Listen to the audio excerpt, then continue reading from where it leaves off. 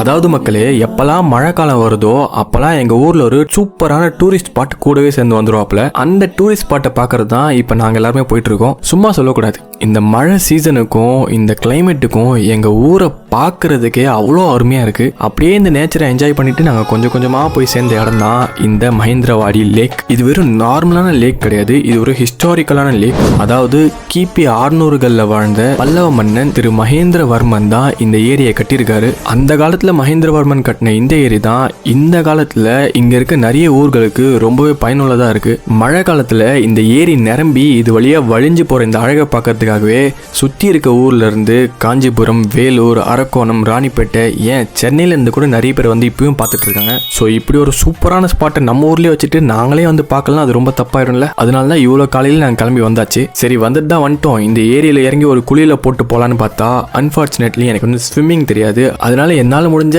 இந்த ஃபேஸ் வாஷை மட்டும் பண்ணிட்டு அப்படியே இந்த அழகை ரசிச்சுட்டே இருந்தேன்.